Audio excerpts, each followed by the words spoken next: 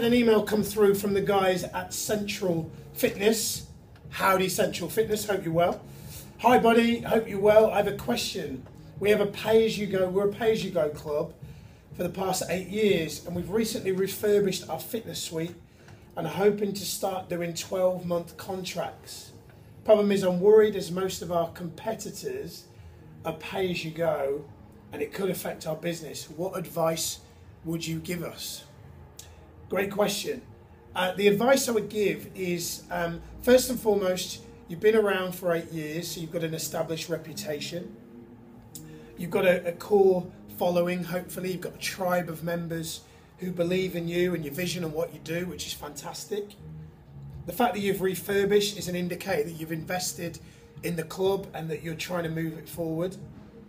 Introducing 12-month memberships is something that I am incredibly for, largely because I come from a background with creative fitness marketing, where for 7 or 8 years it was my responsibility to sell 3-year memberships to the general public.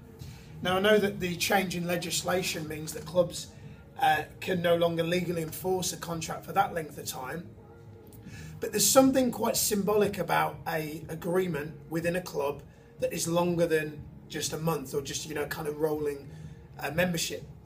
And what's symbolic about it is it's an indication of the level of commitment that the person is willing to give as a sign as to how much they are wanting to achieve their fitness goals. Now, this is really common sense stuff, but not always common practice, that when a person walks into your club, I truly don't believe anyone ever walks in with the intention to start and quit in a month. The reason that most people kind of intimate that they want to join on a pay-as-you-go is because that's the trend.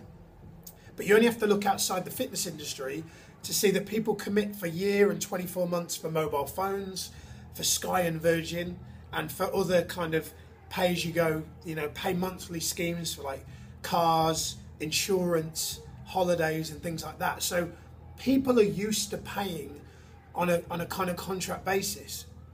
Unfortunately, the fitness industry has changed, and there is a lot more people, there's a lot of clubs out there who are now doing kind of pay-as-you-go basis. So it has now meant that, understandably, a lot of clubs are wanting to go that way. I believe that having a 12-month contract is a really good kind of upsell for you. And the easiest way to sell a membership for 12 months is to find out what a person wants to achieve and the reason why they want to achieve it.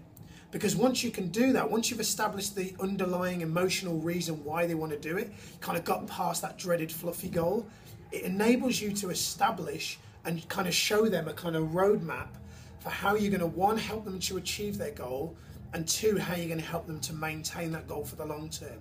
Because as I said about a minute ago, I truly believe that everyone who joins a fitness club for the first time wants to achieve their goal and wants to achieve their goal and then maintain it for the long term. You don't have to ask a person when they come in. We used to ask the question, is this for an ongoing lifestyle choice or is it for a specific event? Both are kind of ongoing style questions. You don't ask someone, are you just wanting to do this for a month and then give up? You're never going to ask anyone that question. You need to lead prospects towards the mindset of maintaining their goal once they've achieved it. Because, as I've said, I truly believe that the future of the fitness industry lays in clubs' ability to engage, inspire, and influence people outside the norm. If you're able to do that, members will stay at your club year upon year upon year. And if they believe in you and they believe you to be authentic, selling a 12-month membership to them won't be like you're selling something to them. It will actually be just like an indication that, well, yeah, of course. My mum had a club for 19 years. My mum would kind of say, well, how do you want to join?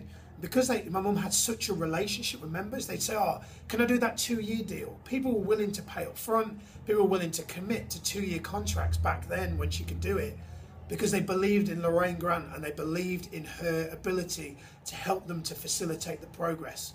So to answer your question, keep your pay-as-you-go, but add in your 12-month agreements and say to people, look, we now offer maybe a cheaper option where if you commit for 12 months, you know, because you're committed to getting results and maintaining it for the long term.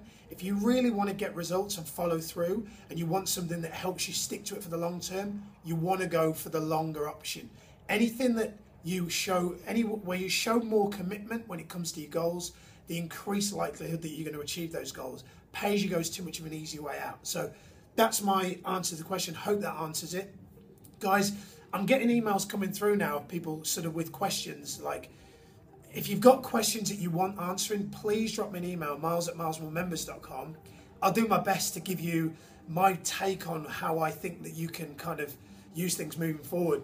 This week I'm going to be interviewing someone, you know, a key powers that be in Fitness First and also Easy Gym. So I'm going to be really getting some insights into what some of the UK chains are doing and their philosophy. So I look forward to sort of sharing that with you. But for now, have a great day and I'll speak to you soon. Take care.